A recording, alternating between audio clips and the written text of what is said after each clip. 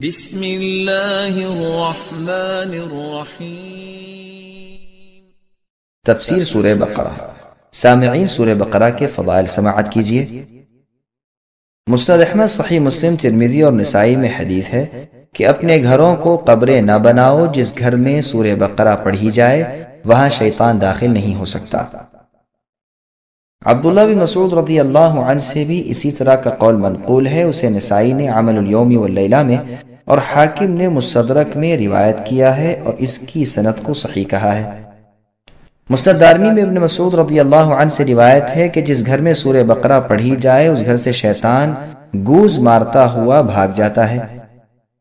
ہر چیز کی اونچائی ہوتی ہے اور قرآن کی اونچائی سورہ بقرہ ہے۔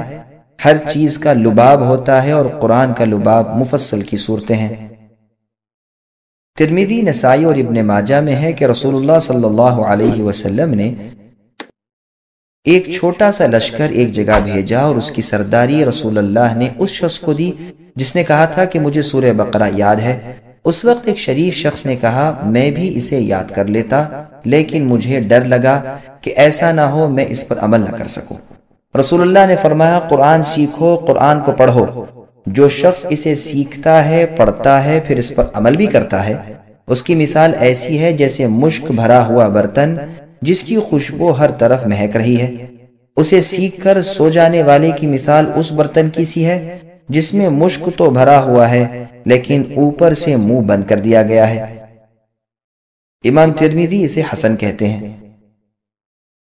صحیح بخاری میں ہے کہ اسید بن حضیر رضی اللہ عنہ نے ایک مرتبہ رات کو سورہ بقرہ کی تلاوت شروع کی۔ ان کا گھوڑا جو ان کے پاس ہی بندھا ہوا تھا اس نے اچھلنا کودنا بدکنا شروع کیا۔ انہوں نے قرات چھوڑ دی، گھوڑا بھی سیدھا ہو گیا۔ انہوں نے پھر پڑھنا شروع کیا، گھوڑے نے بھی بدکنا شروع کیا۔ انہوں نے پھر پڑھنا موقوف کیا، گھوڑا بھی ٹھیک ٹھاک ہو گیا۔ تیسری مرتبہ بھی یہی ہوا۔ چونکہ ان کے صاحبزادے یحییٰ گھوڑے کے پاس ہی لیٹے ہوئے تھے، اس لیے ڈر محسوس ہوا کہ کہیں بچے کو چوٹ نہ آئے۔ قرآن پڑھنا بند کر کے اسے اٹھا لیا، آسمان کی طرف دیکھا کہ جانور کے بدکنے کی کیا وجہ ہے۔ صبح رسول اللہ صلی اللہ علیہ وسلم کی خدمت میں آ کر واقعہ بیان کرنے لگے۔ آپ سنتے جاتے ہیں اور فرماتے جاتے ہیں اسید پڑھتے چلے جاؤ۔ اسید رضی اللہ عنہ نے کہا اللہ کے رسول، تیسری مرتبہ کے بعد تو یحییٰ کی وجہ سے میں نے پڑھنا بالکل بند کر دیا۔ اب جو نگاہ اٹھی تو کیا دیکھتا ہوں کہ ایک نورانی چیز سایہ دار ابر کی طرح کی ہے اور اس میں چراغوں کی طرح کی روشنی ہے۔ بس میرے دیکھتے ہی دیکھتے وہ اوپر کوڑ گئی۔ رسول اللہ نے فرمایا جانتے ہو یہ کیا چیز تھی؟ یہ فرشتے تھے جو تمہاری آواز کو سن کر قریب آ گئے تھے۔ اگر تم پڑھنا موقوف نہ کرتے تو وہ صبح تک یوں ہی رہتے اور ہر شخص انہیں دیکھ لیتا، کسی سے نہ چھپتے۔ یہ حدیث کئی کتابوں میں کئی سندوں کے ساتھ موجود ہے، واللہ اعلم۔ سورہ بقرہ اور سورہ آل عمران دونوں کی مشترکہ فضیلت۔ نبی صلی اللہ علیہ وسلم فرماتے ہیں سورہ بقرہ سیکھو اور اس کا حاصل کرنا برکت ہے اور اس کا چھوڑنا حسرت ہے۔ جادوگر اس کی طاقت نہیں رکھتے۔ پھر کچھ دیر چپ رہنے کے بعد فرمایا سورہ بقرہ اور آل عمران سیکھو، یہ دونوں نورانی صورتیں ہیں، اپنے پڑھنے والے پر سائبان یا بادل یا پرندوں کے جھنڈ کی طرح قیامت کے روز سایہ کریں گی۔ قرآن پڑھنے والا جب قبر سے اٹھے گا تو دیکھے گا کہ ایک نوجوان نورانی چہرے والا شخص اس کے پاس کھڑا ہوا کہتا ہے کہ کیا آپ مجھے پہچانتے ہیں؟ یہ کہے گا نہیں، تو وہ جواب دے گا کہ میں قرآن ہوں، یعنی تمہاری قرآن کی تلاوت کرنے کا عمل ہوں، جس نے دنوں کو تمہیں بھوکا پیاسا رکھا تھا اور راتوں کو بسترے سے دور بیدار رکھا تھا، یعنی تہجد میں۔ ہر تاجر اپنی تجارت کے پیچھے ہے، لیکن آج سب تجارتیں تیرے پیچھے ہیں۔ اب اسے ملک داہنے ہاتھ میں دیا جائے گا اور ہمیشگی بائیں ہاتھ میں۔ اس کے سر پر وقار و عزت کا تاج رکھا جائے گا۔ اس کے ماں باپ کو 2 ایسے عمدہ قیمتی حلے پہنائے جائیں گے کہ ساری دنیا بھی اس کی قیمت کے سامنے ہیچ ہو۔ وہ حیران ہو کر کہیں گے کہ آخر اس رحم و کرم کی، اس انعام و اکرام کی کیا وجہ ہے؟ تو انہیں جواب دیا جائے گا کہ تمہارے بچے کی قرآن خوانی کی وجہ سے تم پر یہ نعمت انعام کی گئی۔ پھر اسے کہا جائے گا، یعنی قرآن کے پڑھنے والے سے، پڑھتا جا اور جنت کے درجے چڑھتا جا۔ چنانچہ وہ پڑھتا جائے گا اور درجے چڑھتا جائے گا، خواہ ترتیل سے پڑھے یا خواہ بے ترتیل کے۔ یہ روایت مسند احمد نیز سنن دارمی میں ہے۔ امام ابن ماجہ نے بھی اپنی کتاب السنن میں اس حدیث کا بعض حصہ روایت کیا ہے۔ اس کی اسناد حسن ہے اور شرط مسلم پر ہے۔ اس کے راوی بشر ابن ماجہ سے امام مسلم رحمہ اللہ بھی روایت لیتے ہیں، اور امام ابن معین رحمۃ اللہ علیہ اسے ثقہ کہتے ہیں۔ نسائی رحمۃ اللہ علیہ کا قول ہے کہ اس میں کوئی حرج نہیں۔ ہاں امام احمد اسے منکر الحدیث بتلاتے ہیں اور فرماتے ہیں میں نے تلاش کی تو دیکھا کہ وہ عجیب عجب احادیث لاتا ہے۔ امام بخاری کا فیصلہ ہے کہ اس کی احادیث لکھی جاتی ہیں لیکن دلیل نہیں پکڑی جا سکتی۔ ابن عدی رحمۃ اللہ علیہ کا قول ہے کہ ان کی ایسی روایتیں بھی ہیں جن کی مطابقت نہیں کی جاتی۔ دارقطنی رحمۃ اللہ علیہ فرماتے ہیں یہ قوی نہیں ہے۔ میں کہتا ہوں کہ اس کی اس روایت میں بعض مضمون دوسری سندوں سے بھی آئے ہیں۔ مسند احمد میں ہے قرآن پڑھا کرو، یہ اپنے پڑھنے والوں کی قیامت کے دن شفاعت کرے گا۔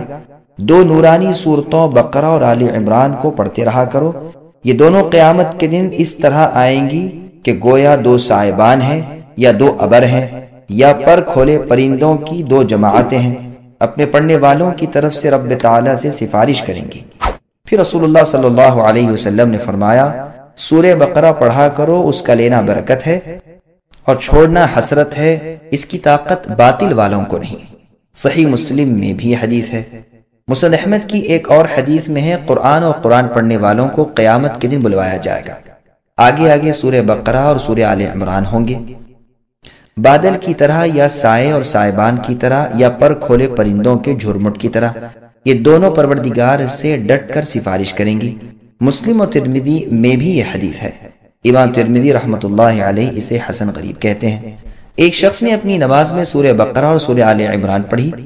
اس کے فارغ ہونے کے بعد کعب رحمۃ اللہ علیہ نے فرمایا اللہ کی قسم جس کے ہاتھ میں میری جان ہے، ان میں اللہ کا وہ نام ہے کہ اس نام کے ساتھ جب کبھی اسے پکارا جائے وہ قبول فرماتے ہیں۔ اب اس شخص نے کعب رحمہ اللہ سے عرض کی کہ مجھے بتائیے کہ وہ نام کون سا ہے۔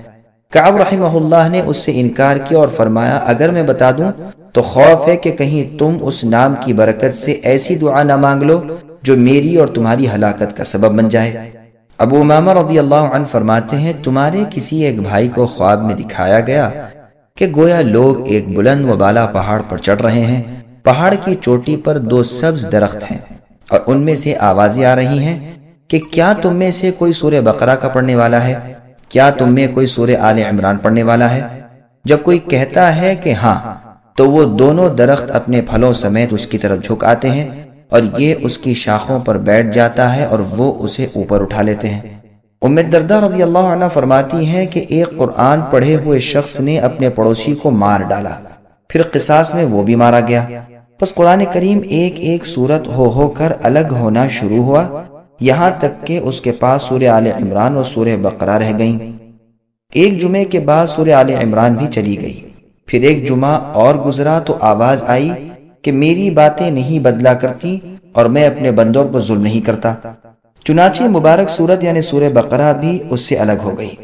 مطلب یہ ہے کہ یہ دونوں صورتیں اس کی طرف سے بلاؤں اور عذابوں کی آڑ بنی رہیں اور اس کی قبر میں اس کی دلجوئی کرتی رہیں، اور سب سے آخر بوجہ اس کے گناہوں کی زیادتی کے ان کی سفارش بھی نہ چلی۔ یزید ابن اسود الجرشی رحمۃ اللہ علیہ کہتے ہیں کہ ان دونوں صورتوں کو دن میں پڑھنے والا دن بھر نفاق سے بری رہتا ہے اور رات کو پڑھنے والا ساری رات نفاق سے بری رہتا ہے۔ خود یزید رحمۃ اللہ علیہ اپنے معمول کے وظیفے قرآن کے علاوہ ان دونوں صورتوں کو ہر صبح و شام پڑھا کرتے تھے۔ صحیح بخاری اور مسلم میں ہے رسول اللہ صلی اللہ علیہ وسلم نے ان دونوں صورتوں کو 1 رکعت میں پڑھا، یعنی رات کی نماز تہجد میں۔ 7 بڑی صورتوں کی فضیلت۔ مسند احمد کی ایک حدیث میں ہے جو شخص ان 7 صورتوں کو حاصل کر لے وہ بہت بڑا عالم ہے۔ مسند احمد میں بھی یہ روایت ہے ایک مرتبہ رسول صلی اللہ علیہ وسلم نے ایک لشکر بھیجا اور ان کا امیر انہیں بنایا جنہیں سورہ بقرہ یاد تھی، حالانکہ وہ ان سب سے چھوٹی عمر کے تھے۔ سعید بن جبیر رحمۃ اللہ علیہ تو وَلَقَدْ آتَيْنَاكَ سَبْعًا مِّنَ الْمَثَانِي کی تفسیر میں بھی فرماتے ہیں کہ اس سے مراد یہی 7 صورتیں ہیں، یعنی سورہ بقرہ، سورہ آل عمران، سورہ نساء، سورہ مائدہ، سورہ انعام، سورہ اعراف اور سورہ یونس۔ مجاہد، مکحول، عطیہ ابن قیس، ابو محمد فارسی، شداد ابن اوس، یحییٰ ابن حارث ذماری سے بھی یہی منقول ہے۔ سورہ بقرہ کا مقام نزول اور مزید معلومات۔ سورہ بقرہ ساری کی ساری مدینہ منورہ میں نازل ہوئی ہے، اور شروع میں جو صورتیں نازل ہوئیں ان میں سے ایک یہ بھی ہے۔ البتہ اس کی ایک آیت واتقوا یوما ترجعون فیہ الی اللہ سب سے آخر میں نازل ہونے والی ہے، یعنی قرآن کریم میں سب سے آخر یہ آیت نازل ہوئی۔ ممکن ہے کہ نازل بعد میں ہوئی ہو، لیکن ہے اسی میں سے۔ اور اسی طرح سود کی حرمت کی آیات بھی سب سے آخر میں نازل ہوئی ہیں۔ خالد ابن معدان رضی اللہ عنہ سورہ بقرہ کو فسطاط القرآن یعنی قرآن کا خیمہ کہا کرتے تھے۔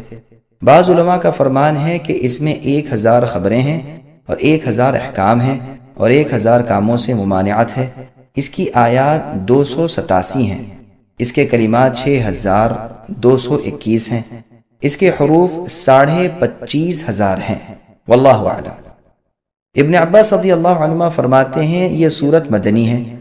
عبداللہ بن زبیر رضی اللہ عنہما اور زید بن ثابت رضی اللہ عنہ اور بہت سے علماء اور مفسرین سے بھی بلا اختلاف یہی مروی ہے۔ صحیح بخاری اور مسلم میں ابن مسعود رضی اللہ عنہ سے روایت ہے کہ انہوں نے بطن وادی سے شیطان پر کنکر پھینکے۔ بیت اللہ ان کی بائیں جانب تھا اور مینا دائیں طرف، اور فرمایا اسی جگہ سے کنکر پھینکے تھے رسول صلی اللہ علیہ وسلم نے جن پر سورہ بقرہ اتری ہے۔ گو اس حدیث سے صاف ثابت ہو گیا کہ سورہ بقرہ وغیرہ کہنا جائز ہے، اور اس کے خلاف جو روایات ہیں وہ سنداً ضعیف ہیں۔